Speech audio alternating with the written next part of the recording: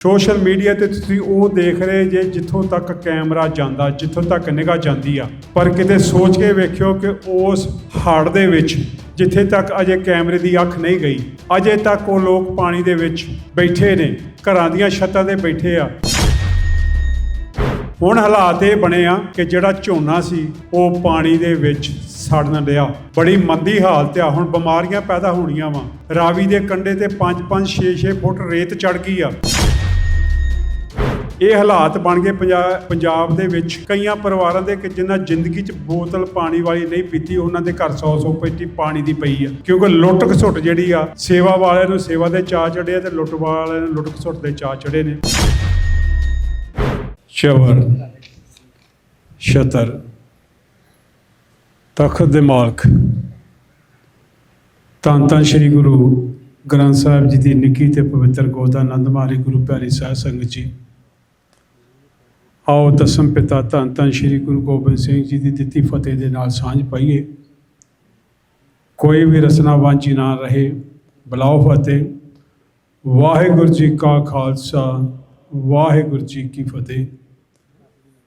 ਸਭ ਤੋਂ ਪਹਿਲਾਂ ਧੰਨਵਾਦੀ ਹਾਂ ਧੰਨ ਧੰਨ ਸ਼੍ਰੀ ਗੁਰੂ ਗ੍ਰੰਥ ਸਾਹਿਬ ਜੀ ਦੇ, ਜਿਹੜੇ ਅੰਮ੍ਰਿਤ ਵੇਲੇ ਤੋਂ ਕਲਯੁਗੀ ਜੀਵਾਂ ਨੂੰ ਦਰਸ਼ਨ ਦਿਦਾਰੇ ਦੇ ਕੇ ਨਿਹਾਲ ਕਰ ਰਹੇ ਹਨ।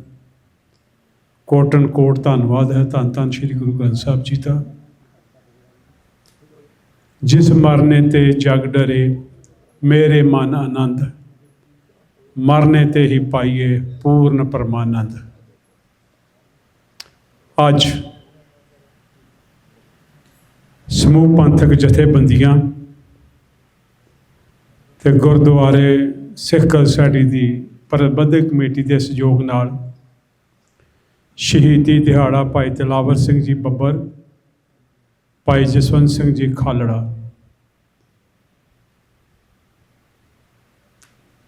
ਤੀਹ ਸਾਲ ਹੋ ਗਏ ਨੇ।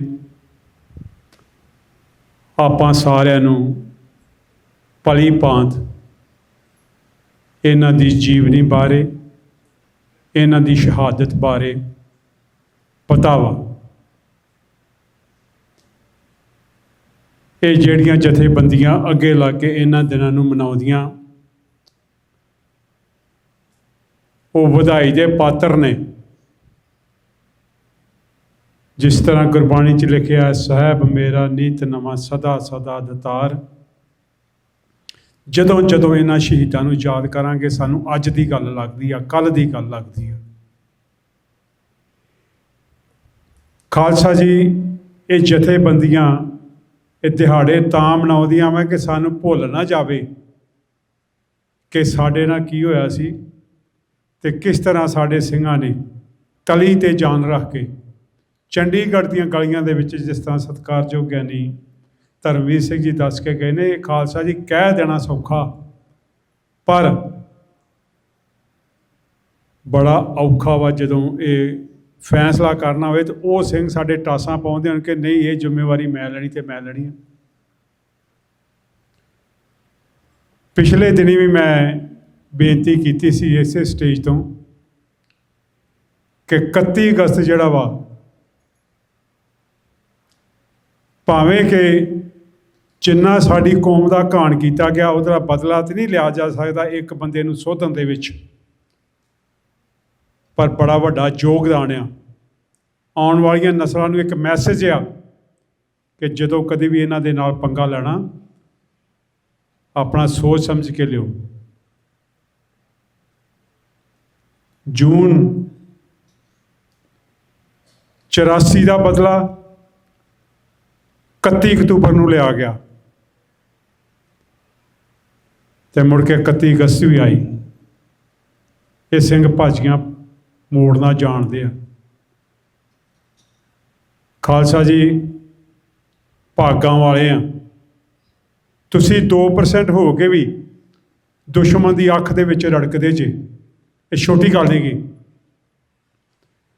ਇਹਦੇ ਬਾਰੇ ਡਿਟੇਲਸ ਸਾਡੇ ਬਹੁਤ ਹੀ ਸਤਿਕਾਰਯੋਗ ਜਿਹੜੇ ਪੰਥਕ ਬੁਲਾਰੇ ਆ ਡਾਕਟਰ ਅਮਰਜੀਤ ਸਿੰਘ ਜੀ, ਉਹ ਵਿਸਤਾਰ ਨਾਲ ਦੱਸਣਗੇ। ਮੈਂ ਉਹਨਾਂ ਦਾ ਟਾਈਮ ਨਹੀਂ ਖਾਣਾ ਚਾਹੁੰਦਾ, ਪਰ ਮੈਂ ਥੋੜ੍ਹਾ ਜਿਹਾ ਅੱਜ ਦੇ ਹਾਲਾਤਾਂ 'ਤੇ, ਜੋ ਪੰਜਾਬ ਦੇ ਹਾਲਾਤ ਨੇ ਹੜ੍ਹ ਪੀੜਿਤ, ਕੁਝ ਆਪਾਂ ਸੋਸ਼ਲ ਮੀਡੀਆ ਤੇ ਦੇਖਿਆ, ਸੋਸ਼ਲ ਮੀਡੀਆ ਤੇ ਤੁਸੀਂ ਉਹ ਦੇਖ ਰਹੇ ਜੇ ਜਿੱਥੋਂ ਤੱਕ ਕੈਮਰਾ ਜਾਂਦਾ, ਜਿੱਥੋਂ ਤੱਕ ਨਿਗਾਹ ਜਾਂਦੀ ਆ। ਪਰ ਕਿਤੇ ਸੋਚ ਕੇ ਵੇਖਿਓ ਕਿ ਉਸ ਹੜ੍ਹ ਦੇ ਵਿੱਚ ਜਿੱਥੇ ਤੱਕ ਅਜੇ ਕੈਮਰੇ ਦੀ ਅੱਖ ਨਹੀਂ ਗਈ, ਅਜੇ ਤੱਕ ਉਹ ਲੋਕ ਪਾਣੀ ਦੇ ਵਿੱਚ ਬੈਠੇ ਨੇ, ਘਰਾਂ ਦੀਆਂ ਛੱਤਾਂ 'ਤੇ ਬੈਠੇ ਆ। ਹਾਲੇ ਕਿ ਉੱਥੇ ਦਾਣੇ ਪਾਣੀ ਦੀ ਬੜੀ ਭਰਮਾਰ ਹੈ ਇਸ ਵੇਲੇ, ਡੰਗਰਾਂ ਵਾਸਤੇ ਚਾਰਾ ਬਹੁਤ ਆ, ਪਰ ਕੁਝ ਜਿਹੜੇ ਆਪਣੇ ਫਾਰਮਾਂ 'ਚ ਬੈਠੇ ਅਜੇ ਵੀ ਬੜੀ ਮੰਦੀ ਹਾਲਤ ਆ। ਖਾਲਸਾ ਜੀ, ਇਹ ਤਾਂ ਕੁਛ ਵੀ ਨਹੀਂ ਗੀ। ਹੁਣ ਹਾਲਾਤ ਇਹ ਬਣੇ ਆ ਕਿ ਜਿਹੜਾ ਝੋਨਾ ਸੀ ਉਹ ਪਾਣੀ ਦੇ ਵਿੱਚ ਸੜਨ ਡਿਆ, ਬੜੀ ਮੰਦੀ ਹਾਲਤ ਆ। ਹੁਣ ਬਿਮਾਰੀਆਂ ਪੈਦਾ ਹੋਣੀਆਂ ਵਾ।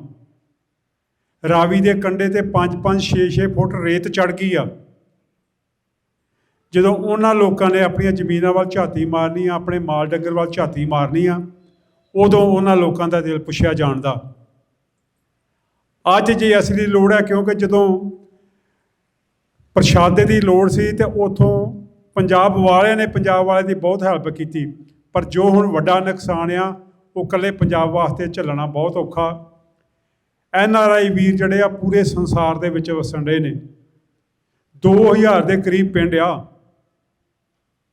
ਕਿੰਨੇ ਕਲਾਕਾਰਾਂ ਨੇ ਮਤਲਬ ਉਹ ਪਿੰਡਾਂ ਦੇ, ਜਿੱਦਾਂ ਮੰਨ ਲਓ ਕਿ ਇੱਕ ਦਲਜੀਤ ਸਿੰਘ ਦੋਸਾਂਝ ਜਿਹੜਾ ਵਾ, ਉਹਨੇ 10 ਪਿੰਡਾਂ ਦੀ ਗੱਲ ਕੀਤੀ ਕਿ 10 ਪਿੰਡ ਮੈਂ ਅਡਾਪਟ ਕਰਨਾ। ਸਾਨੂੰ ਵੱਡੀ ਪੱਧਰ 'ਤੇ ਅੱਗੇ ਆਉਣਾ ਚਾਹੀਦਾ, ਕਿਉਂਕਿ ਹੁਣ ਜ਼ਮੀਨਾਂ ਪੱਧਰੀਆਂ ਹੋਣੀਆਂ। ਕਈ ਜ਼ਮੀਨਾਂ ਇੱਦਾਂ ਦੀਆਂ ਹੋ ਗਈਆਂ ਕਿ ਜਿਹੜੀ ਅਜੇ 4-4 ਸਾਲ ਉੱਥੇ ਕੋਈ ਫਸਲ ਨਹੀਂ ਹੋ ਸਕਦੀ, ਕਿਉਂਕਿ ਉਹਨਾਂ ਜ਼ਮੀਨਾਂ ਦੇ ਵਿੱਚ ਬੜੀ ਭਲ ਰੇਤਾ ਚੜ੍ਹ ਚੁੱਕੀ ਆ। ਜਿਹੜੀਆਂ ਜ਼ਮੀਨਾਂ ਹੁਣ ਜਿਨ੍ਹਾਂ ਦੇ ਵਿੱਚ ਪਾਣੀ ਆ, ਉਹਨਾਂ ਦੇ ਵਿੱਚ ਕਣਕ ਦੀ ਬਿਆਈ ਹੋਣੀ ਆ, ਉਹਨਾਂ ਨੂੰ ਬੀਜ ਦੀ ਲੋੜ ਆ, ਟਰੈਕਟਰਾਂ ਦੀ ਲੋੜ ਆ, ਖਾਦਾਂ ਦੀ ਲੋੜ ਆ, ਡੀਜ਼ਲ ਦੀ ਲੋੜ ਆ, ਬਹੁਤ ਵੱਡੀ ਮਾਤਰਾ ਦੇ ਵਿੱਚ ਉੱਥੇ ਪੈਸੇ ਦੀ ਲੋੜ ਆ। ਸਾਡੇ ਪ੍ਰਬੰਧਕ ਜਿਹੜੇ ਆ, ਸਾਡੇ ਕੋਆਰਡੀਨੇਟਰ ਸਰਦਾਰ ਗੁਰਦੇਵ ਸਿੰਘ ਜੀ ਕੰਗ ਅਤੇ ਸਰਦਾਰ ਹਰਬੰਸ ਸਿੰਘ ਜੀ ਢਿੱਲੋਂ, ਇਹ ਇੱਕ ਲਿਸਟ ਤਿਆਰ ਕਰਨ ਰਹੇ ਨੇ ਜਿਨ੍ਹਾਂ ਪਿੰਡਾਂ ਦੇ ਵਿੱਚ ਨੁਕਸਾਨ ਹੋਇਆ ਵਾ, ਉਹਨਾਂ ਪਿੰਡਾਂ ਦੇ ਵਿੱਚ ਕਿਸ ਤਰ੍ਹਾਂ ਜਿਹੜਾ ਵਾ ਜਿਹੜਾ ਲੋੜਵੰਦ ਚੀਜ਼ਾਂ ਜਿਹੜੀਆਂ ਪਹੁੰਚਾਈਆਂ ਜਾ ਸਕਦੀਆਂ। ਅਜੇ ਕੋਈ ਕਾਹਲੀ ਕਰਨ ਦੀ ਲੋੜ ਨਹੀਂ ਕਿ ਤੁਸੀਂ 10 ਦਿਨ ਖਲੋ ਜਾਓ। ਜੇ ਕਿਸੇ ਨੇ ਜਾ ਕੇ ਪਿੰਡ ਵਿੱਚ ਕਿਸੇ 'ਚ ਜਾ ਕੇ ਇੰਡੀਵਿਜੂਅਲ ਸਪੋਰਟ ਕਰਨੀ ਹੈ ਤਾਂ ਜ਼ਰੂਰ ਕਰੋ। ਜੇ ਤੁਸੀਂ ਮਾਇਆ ਕਿਸੇ ਗੁਰੂ ਘਰ ਦੇ ਵਿੱਚ ਦੇਣੀ ਚਾਹੁੰਦੇ ਜੇ, ਜਿੱਥੇ ਤੁਸੀਂ ਰਿਲੇਟਡ ਜੇ, ਉੱਥੇ ਮਾਇਆ ਦਿਓ, ਪਰ ਇਹ ਜ਼ਰੂਰ ਹੈ ਕਿ ਮਾਇਆ ਜਿਹੜੀ ਉਹ ਰਾਈਟ ਜਗ੍ਹਾ ਜਾਣੀ ਚਾਹੀਦੀ ਹੈ। ਮੈਂ ਤੁਹਾਡੇ ਨਾਲ ਸਾਂਝੀ ਗੱਲ ਕਰਨੀ ਚਾਹੁੰਦਾ ਕਿ ਇਹ ਹਾਲਾਤ ਬਣ ਗਏ ਪੰਜਾਬ ਦੇ ਵਿੱਚ ਕਈਆਂ ਪਰਿਵਾਰਾਂ ਦੇ ਕਿ ਜਿਨ੍ਹਾਂ ਜ਼ਿੰਦਗੀ 'ਚ ਬੋਤਲ ਪਾਣੀ ਵਾਲੀ ਨਹੀਂ ਪੀਤੀ, ਉਹਨਾਂ ਦੇ ਘਰ 100-100 ਪੇਟੀ ਪਾਣੀ ਦੀ ਪਈ ਆ, ਕਿਉਂਕਿ ਲੁੱਟ ਖਸੁੱਟ ਜਿਹੜੀ ਆ, ਸੇਵਾ ਵਾਲਿਆਂ ਨੂੰ ਸੇਵਾ ਦੇ ਚਾਅ ਚੜ੍ਹੇ ਆ ਅਤੇ ਲੁੱਟ ਵਾਲਿਆਂ ਨੂੰ ਲੁੱਟ ਖਸੁੱਟ ਦੇ ਚਾਅ ਚੜ੍ਹੇ ਨੇ। ਇਹ ਜ਼ਰੂਰ ਦੇਖਿਓ ਕਿ ਜਿਹਨੂੰ ਲੋੜ ਆ, ਕਿਉਂਕਿ ਇਹ ਜਿੰਨੀ ਵੀ ਮਾਇਆ ਇਕੱਤਰ ਹੋਣ ਰਹੀ ਆ, ਇਹ ਗਰੀਬਾਂ ਵਾਸਤੇ ਨਹੀਂ ਗੀ, ਇਹ ਸਿਰਫ ਹੜ੍ਹ ਪੀੜਤਾਂ ਵਾਸਤੇ ਆ, ਜਿਹੜੇ ਉਸ ਹੜ੍ਹਾਂ ਦੇ ਵਿੱਚ ਜਿਨ੍ਹਾਂ ਦਾ ਨੁਕਸਾਨ ਹੋਇਆ ਵਾ, ਕਿਉਂਕਿ ਘਰਾਂ ਦੇ ਘਰ ਉਜੜ ਗਏ ਨੇ। ਇਹ ਜ਼ਰੂਰ ਧਿਆਨ ਦੇ ਵਿੱਚ ਰੱਖਿਓ। ਦੂਸਰਾ ਮੈਂ ਬੇਨਤੀ ਕਰਨੀ ਆ ਕਿ ਜਿਸ ਤਰ੍ਹਾਂ ਸਕੱਤਰ ਸਾਹਿਬ ਦੱਸ ਕੇ ਗਏ ਕਿ ਬਾਹਰ ਗੋਲਕ ਲੱਗੀ ਆ, ਜਦੋਂ ਵੀ ਤੁਸੀਂ ਤਿਲ ਫੁੱਲ ਪਾ ਸਕਦੇ ਜੇ, ਵੱਧ ਤੋਂ ਵੱਧ ਪਾਇਓ, ਕਿਉਂਕਿ ਮਾਇਆ ਦੀ ਬੜੀ ਵੱਡੀ ਲੋੜ ਆ। ਤੁਸੀਂ ਕਾਊਂਟਰ 'ਤੇ ਰਸੀਦ ਕਟਾ ਸਕਦੇ ਜੇ, ਉਹਨਾਂ ਵੀਰਾਂ ਦੇ ਕੋਲ ਰਸੀਦ ਕਟਾ ਸਕਦੇ, ਤੁਸੀਂ ਮਾਇਆ ਜ਼ਿਆਦਾ ਦੇਣੀ ਆ। ਅਤੇ ਜ਼ਰੂਰ ਜਿਹੜਾ ਵਾ ਇਸ ਸਮੇਂ ਆਪਣੀ ਮਾਇਆ ਜਿਹੜਾ ਦਸਵੰਧ ਕੱਢ ਕੇ ਉਹਦਾ ਤੁਸੀਂ ਵਾਹਿਗੁਰੂ ਦਾ ਆਸ਼ੀਰਵਾਦ ਲਓ। ਪਿਛਲੇ ਹਫ਼ਤੇ ਬੇਨਤੀ ਕੀਤੀ ਸੀ ਕਿ ਗੁਰੂ ਘਰ ਦਾ ਜਿਹੜਾ ਵਾ ਉਹ ਕਾਂਟਰੈਕਟ ਹੋ ਗਿਆ ਵਾ, ਉਹਦੀ ਮਾਇਆ ਜਿਹੜੀ ਆ ਉਹਦੀ ਇਕੱਤਰ ਕਰਨ ਰਹੇ ਨੇ।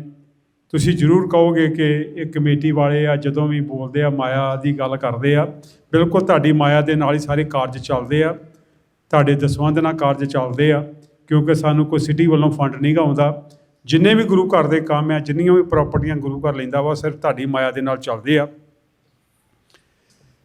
ਉਪਰੰਤ ਜਿਸ ਤਰ੍ਹਾਂ ਪਿਛਲੇ ਹਫ਼ਤੇ ਸਰਦਾਰ ਹਰਬੰਸ ਸਿੰਘ ਜੀ ਢਿੱਲੋਂ ਨੇ ਕਿਹਾ ਸੀ ਕਿ ਜਿਹੜੀ ਮੈਂਬਰਸ਼ਿਪ ਆ ਖੁੱਲ੍ਹੀ ਆ, ਉਹਨਾਂ ਦੀ ਟੀਮ ਦੇ ਤਿੰਨੋਂ ਜਾਣੇ ਸਰਦਾਰ ਹਰਬੰਸ ਸਿੰਘ ਜੀ ਢਿੱਲੋਂ, ਦਦਾਰ ਸਿੰਘ ਜੀ ਚੀਮਾ ਅਤੇ ਹਰਿੰਦਰ ਸਿੰਘ ਜੀ ਬਾਬੂ, ਉਹ ਉੱਥੇ ਸੰਡੇ ਨੂੰ ਬੈਠੇ ਹੁੰਦੇ ਨੇ।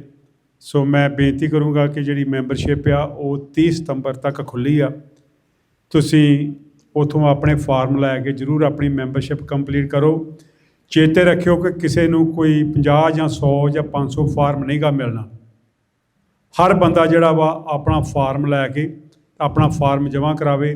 ਮੈਕਸੀਮਮ 10 ਫਾਰਮ ਜਿਹੜੇ ਆ, ਜੇ ਕੋਈ ਵੱਡੀ ਫੈਮਿਲੀ ਆ ਤਾਂ ਉਹਨੂੰ ਮਿਲਣਗੇ। ਇਸ ਚੀਜ਼ ਦਾ ਜ਼ਰੂਰ ਧਿਆਨ ਰੱਖਿਆ ਜਾਵੇ।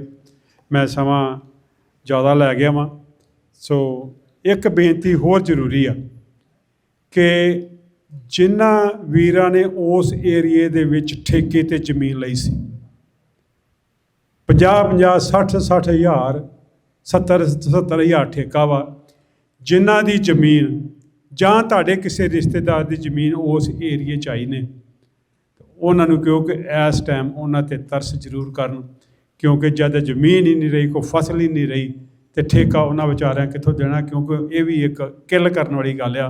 ਸੋ ਇਸ ਚੀਜ਼ 'ਤੇ ਵੀ ਜ਼ਰੂਰ ਗੌਰ ਕੀਤਾ ਜਾਵੇ। ਹੋਈ ਕਿਸੇ ਭੁੱਲ ਚੁੱਕ ਦੀ ਮਾਫੀ। ਬਲਾਓ ਫਤਿਹ। ਵਾਹਿਗੁਰੂ ਜੀ ਕਾ ਖਾਲਸਾ, ਵਾਹਿਗੁਰੂ ਜੀ ਕੀ ਫਤਿਹ।